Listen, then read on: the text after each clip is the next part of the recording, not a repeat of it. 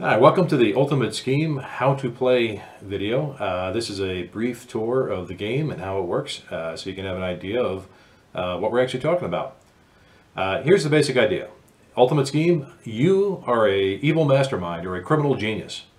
You might be a faction such as Professor Roboto, or perhaps the Cult of Tentacly Doom. These factions are, there's 10 of them in the game. Each one has its own unique special power and of course has its own headquarters site in the world. The thing that you are up to is called your ultimate scheme. Everyone gets to know what faction you are. That's face up for the game. Your ultimate scheme is going to be something that you're going to keep secret to yourself. It's your secret victory condition for the game. And that might be something like, for example, found an evil coffee empire. Or perhaps in this game, Professor Roboto is out to create global chaos. A classic ultimate scheme, as it were. You'll see that for these schemes, in order to actually accomplish this scheme and win the game, you would need to achieve something called 10 progress and execute at least 2 schemes in South America. That's for founding an evil coffee empire. For creating global chaos, you would see that achieve 10 progress and execute 3 schemes that increase anarchy in the world. You might wonder how you actually gather progress. The way you actually make progress towards your ultimate scheme is you carry out a number of smaller schemes, which are criminal, subversion, or genius schemes. Let's take a look at an example or two. Here's a criminal scheme for digital crime spree. You'll note right here that it says it's worth 2 points of progress. So if you were to ring up 5 schemes exactly like that, you would total up 10 progress and you would be potentially in the running for winning. The executing a scheme involves, first of all, having a minion in the correct place. For example, you would have to have a minion in San Francisco in order to execute that scheme. You have to meet the cost, which is a certain amount of resources. In this particular case, it's showing that we would need 5 science and 1 finance to pull it off. You'll also note that a scheme card has some typing information along the bottom bar, which tells you what continent it is part of. So this particular scheme is, of course, a North America continent. And it also tells you this counts as a finance success and a science success. Let's flip another example or two here. Here's create a bootleg DVD empire. You would see this is a Hong Kong scheme. It counts as a success in Asia and as 1 finance success, which is once again speaking to the sorts of things that come up as your ultimate schemes for a particular game. So let's go ahead and maybe take a moment or two and sort of wander through a typical turn. Give me a sec to clear the board here. This game, as it is shown right here at the moment, demonstrates what an ultimate scheme game might look like sort of in mid-play. You'll see that there are 4 different players on the board, 4 different colors of meeples. There's essentially the yellow meeples, for example, are all in this particular game representing the Wraith faction. The blue meeples are all representing the Das Moonreich faction. And you'll see that they're kind of scattered around the board like they might be moved to in the course of a game. So in this particular one, let's say that we are the green guys, the 6 fingers, who are over here in this corner. You'll see that I have, as a green guys, minions in Hong Kong and Cairo at the moment. I would begin my turn, if I'm the first player of the turn, by drawing a scheme. You're allowed to select any one of the 3 schemes to figure out what sort of things you might be working on next. So in this case, for the 6 fingers, and I'll actually tell you what he's working on so that we can get an idea of what he might want to draw. Here we go. The 6 fingers is actually out to ruin Christmas. So they're looking for achieve 10 progress, including 2 unobtainium schemes. Unobtainium schemes tend to come up a lot in the genius deck. So when the 6 fingers are drawing from the, choosing which deck to draw from, he probably wants to draw from the genius deck. So he would draw his card and discover that he drew deploy killer robots. Which is good. It's actually an unobtainium scheme. If he can pull this off, it's going to count towards his victory condition. He would go ahead and put this in his hand, keep his hand to himself. He doesn't need to let anyone else know what he's up to. But he's going to be working on gathering the resources for that in just a moment.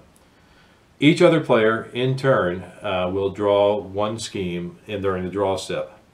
The first player, the privilege of being first player, actually rotates from game turn to game turn. So if you're the first player this turn, you're going to be last probably the next turn. In each turn, the turn is organized into essentially 5 steps. I started talking about the draw scheme step. The second one is the movement step. In the movement step, you're going to move 1 minion, 1 space. Then the next player will move 1 minion, 1 space. The player after that will move 1 minion, 1 space. And you're going to repeat that process twice. So in a typical move, I might, for example, say, okay, I want to start heading towards a place where I can get unobtainium. I might start moving towards the Eye of the Sahara by taking a guy and moving him 1 space to Lagos. Other players that go around make their moves. Then we repeat the move process a second time. And at this point, I might realize, oh wait, to get into the Eye of the Sahara, where I can see I can actually get unobtainium, the dotted line indicates that it is a hidden site. The only way you can enter hidden sites is by gaining access to them. Access is marked on the board by simply putting down a control marker of your color. So you'll see, for example, the red player in this game has access to Area 51, and the yellow player in this game has access to Kathmandu. So even though I might want to go into the Eye of the Sahara right now as the green player, I can't do it because I don't have access. As I was saying a moment ago, we repeat the moving process twice each turn. So I've moved 1 piece, 1 space. On the second go around, after every other player moves, I get to move a second piece, one space, and that might be maybe perhaps coming over here to Cairo because I want to maybe focus on getting the resources there. After every player has moved 2 pieces, we then move to the resource step. In the resource step, you get to gather the resources that are actually marked on the map for the sites where your minions are. However, you don't get to gather all the resources for all the sites your minions are in. You have to choose 2 sites that you're going to draw resources from. And that also proceeds in turn order. So if I'm the first player, I might say, as the green player, I want to start off by gathering resources in Cairo. I would, in this case, simply take the 2 occult power that's mentioned there, remove it from the bank, put it in my collection of stuff that I'm gathering, my vault, my stash, if you will. And once I have gathered resources from Cairo in this turn, I'll do something to indicate that Cairo is depleted. Nobody else, so the blue player and the yellow player here in Cairo, can come back to Cairo and try to draw those 2 occult again. Those occult are used up for the turn. We will repeat the process that we did in the move step of having players go around the table and go in turn order. So after the first player takes his first resource draw for the turn, the other players will go in sequence, and the second, third, and fourth player will probably take theirs and add to their own collections. In this particular setting, let's say the blue player on his turn went and drew his resources in Lagos. Well, as the green player, I come around to my second resource draw and I look at the map and I realize, hey, wait a second, I only have 2 green minions on the board right now. I already drew in Cairo, I can't come back and get that again. And Lagos, even though that's only my second minion, I would love to get these resources, but I can't because blue already grabbed them. So in this particular instance, green would be out of luck. Blue beat him to the punch, and I can't draw the second resources for the turn. But let's say, in this particular instance, maybe blue didn't do that, maybe he took resources somewhere else, and I get a chance to take my second resource. I would be able to draw in Lagos, another point of occult power, and draw an action card. Action cards are pretty interesting. They include a lot of powerful effects. For example, the card I just drew here is called Rise from the Ashes, and at the end of a turn where I'm really getting clobbered, I could play this card to put a lot of guys on the board all at the same time. So that's a good one. We hang on to that one for later. Other things that might come up in action cards would be cards that let you remove other players' minions, for example, using ambush or liquidate. Gaining extra resources. There are cards out there that will, for example, venture capital will give you some extra finance. Grimoire will give you some extra occult power. There are also cards that, for example, the one here is at the top of the discard deck, recruit ninjas. I should note at this point, by the way, that ninja is a special resource. There's only one in the game, and some schemes require the ninja in order for you to complete them. I think that sums up the resource draw pretty quickly here, so I'm going to move on and talk about executing schemes. To execute a scheme, you need to have a minion in the right spot, and you need to be able to pay the resource cost. Executing schemes proceeds just like the previous two steps. We're going to perform it in turn orders, beginning with the first player and moving around the table. You might remember that I drew this deployed killer robots here for the six fingers at the beginning of the turn. Let's say, for the purposes of the illustration, that instead of moving to Cairo, I left this guy in Hong Kong. I might look at that and say, okay, at the beginning of the execute step, I have a minion in Hong Kong. I see that the cost to deploy killer robots is 1 science and 1 unobtainium. I look over here at my collection of stuff and I see that I have plenty of science and I have 1 unobtainium piece. So I simply turn them into the bank, put that back there, put that back there. I have successfully deployed killer robots. That scores me 1 point of progress, where I'd go and take a look at where I am on the score track and move my control marker appropriately. A lot of schemes have a special reward. In the particular case here, deploying killer robots lets me draw an extra minion because, hey, you have killer robots now. So I get to add a second minion right there at that moment. And I see that for the purposes of winning the game, this counts as an Asia scheme and an unobtainium scheme. You might remember I talked a moment ago about the fact that the Six Fingers for this particular game was trying to ruin Christmas, which involves performing 2 unobtainium schemes. So right there, the Six Fingers managed to get half of his victory, special requirement at least, in hand already. As you actually execute your schemes, you're going to want to leave them face out. Everyone can see what schemes you've executed. And it's also a good way of kind of summing up your progress towards victory. The end step of a turn is generally used for housekeeping type things. There's a special rule that, for example, says if you have a minion who is in a hidden site at the end of the turn, he must return to your headquarters. So in this particular case, if Red finished up the turn with a piece in Area 51, he's currently being played by the New Luddite Frontier, which is based in San Fran. At the end of the turn, he would have to remove his minion and put it back in his headquarters. There's a couple of other small game effects that occasionally come up on the end turn, like cards that are triggered that can be played in the end turn. So let me take a second and maybe move on and talk about Anarchy, and then I'll move on to the question of winning the game. You might have noticed there's this colorful track down here of Anarchy symbols. Anarchy is a special condition to the board. You might want to think of it as a sort of board state that all players contribute to. Some number of schemes that you execute will have an Anarchy symbol attached to them, which indicates that executing that scheme makes the world a little bit of a worse place.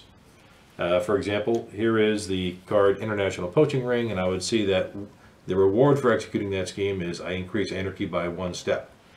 I'm using a little glass bead right now for an Anarchy marker because we don't have our nifty punch-outs on hand quite yet for the actual tokens we'll have in the game.